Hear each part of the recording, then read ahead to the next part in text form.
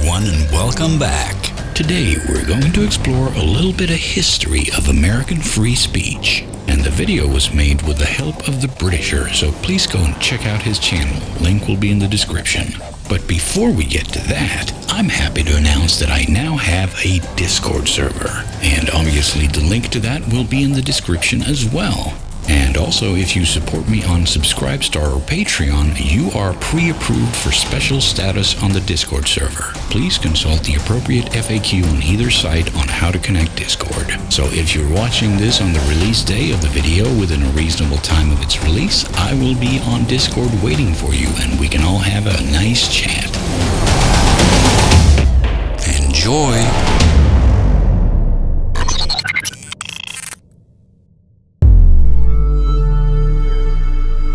This is a video about a remarkable book and the story it contains. Riddle me this. When do you think America got its freedom of speech? If you answered since the First Amendment was added, you'd be right. But you'd also be wrong.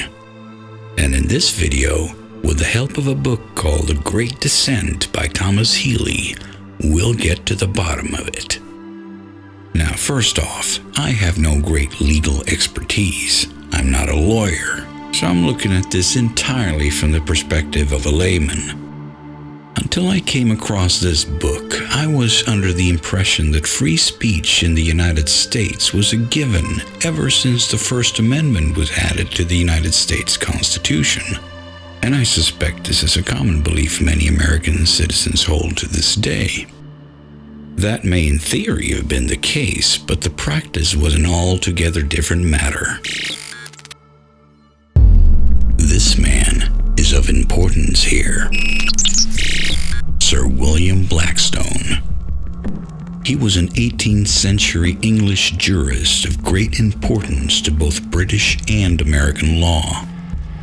Both nations subscribed to his definition of free speech, namely that the principle of free speech was simply defined as your right to speak freely and unimpeded without any need for you to ask permission.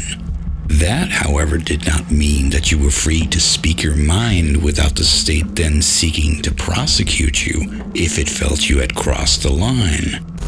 Freedom of speech simply held you free from any impediment to speaking your mind, but it did not hold you free from punishment for doing so.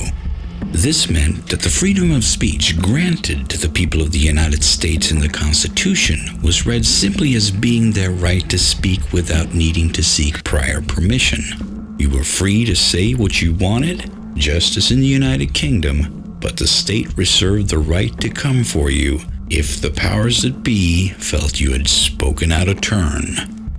It is in that light that we must understand one member of the Supreme Court of the United States, Oliver Wendell Holmes, who sat on the Supreme Court from 1902 to 1932. He was in fact a conservative Supreme Court justice, and as a young man, he had fought in the Civil War. As a judge, he became known as a scholar and a font of concise, pithy opinions. The book, The Great Dissent, aside from outlining Holmes's life, takes us through a period of about 18 months in which Holmes, while exchanging letters with progressive legal thinkers of his day and dealing with cases surrounding free speech concerning the First World War and the First Red Scare in the U.S. following the Russian Revolution, finds his understanding of free speech shaken to the core. Oliver Wendell Holmes, though, did not have some great singular eureka moment. His opinion evolved. He, the stout defender of orthodoxy, began to understand that something was amiss with the prevailing legal opinion on free speech. The case in which he finally put words to these thoughts was, in fact, lost. His was the minority opinion among the justices of the Supreme Court. Therefore, he dissented. His opinion was a dissenting one, hence the title of the book, The Great Dissent. The case in question was Abrams versus the United States. I won't go into great detail, safe to say that Mr. Abrams and his colleagues were Russian immigrants and communists who objected to the U.S. military intervention in Russia while the First World War was still ongoing. They hence distributed leaflets trying to incite munitions workers to go on strike.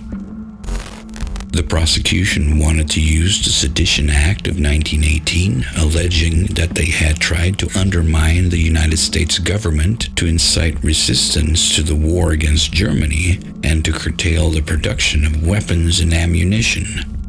Of course, the interests of Mr. Abrams and his communist comrades lay elsewhere and had nothing to do with the war against Germany. But as it was, the Abrams case was lost. Holmes, however, managed to put into words a phrasing which is still seen as foundational today to the modern understanding of American free speech. Many of his definitions and phrasing are seen as canon in the interpretation of free speech under the United States Constitution. He did not win immediately. It is fair to say he did not see victory within his own lifetime. He was ahead of his time. But the Supreme Court of the United States, in its interpretation of the U.S. Constitution, eventually would bow down to his great dissent. So let us read this great dissenting opinion. Persecution for the expression of opinions seems to me perfectly logical.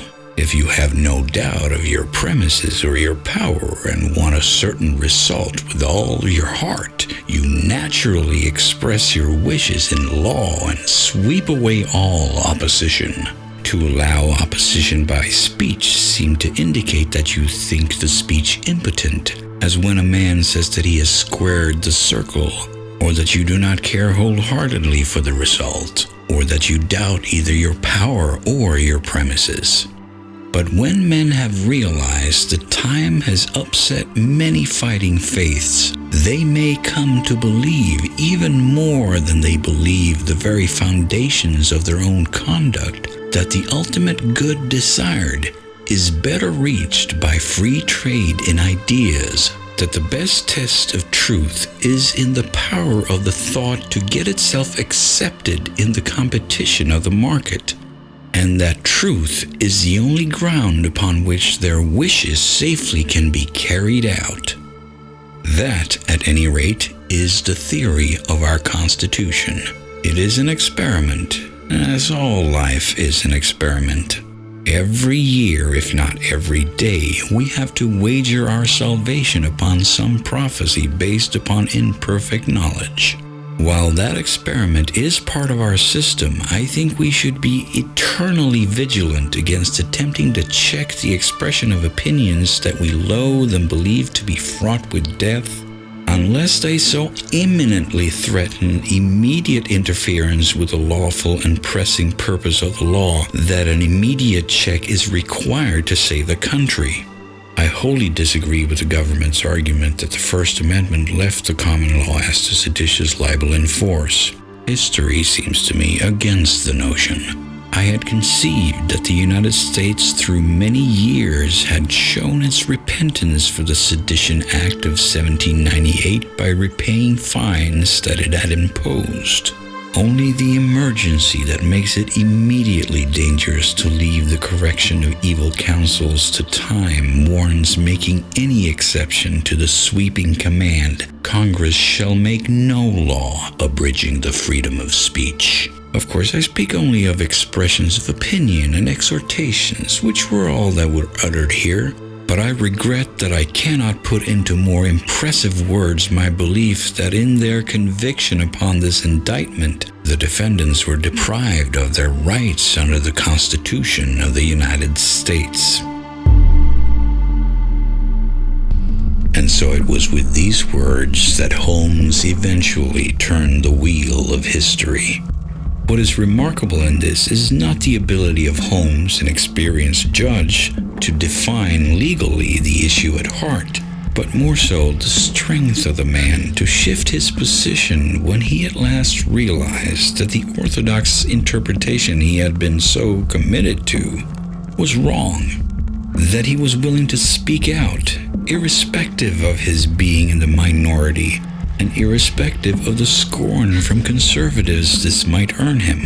This dissent meant more coming from him, the man understood to be a great scholar among the justices.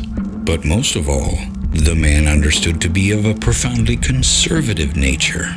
For there were progressives already among the justices, but their views were the views expected of them.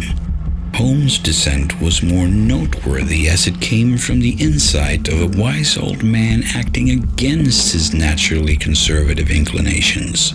He knew this meant many might come to see him as a traitor to their side and to the more traditional view of matters. Yet there are few today who would not concede that the grand old man was right. I think the citizens of the United States of America would be well advised when considering our liberties to look not only to the founding fathers of our nation, but so too to this great man, a scholar of the 19th century who in old age became a formative figure for the 20th century and beyond. For his was a breathtaking, brave step into the unknown, a step that set the United States of America on a different path to that of the United Kingdom, a difference in the very principle of the understanding of free speech. Oliver Wendell Holmes took the step which today, 100 years later, still awaits to be taken in British law. But the great lesson in all this, I suppose, is that the finest constitutional intent cannot give you liberty if the judicial interpretation does not do so. So whereas the great men of the past in 18th century attire granted Americans the idea of free speech, it fell to a much less known Supreme Court justice to find the necessary interpretation with which to make the dream of free speech a reality. I think we all owe him a great debt of gratitude. Oliver Wendell Holmes, we thank you. And thank you, dear viewer, for watching.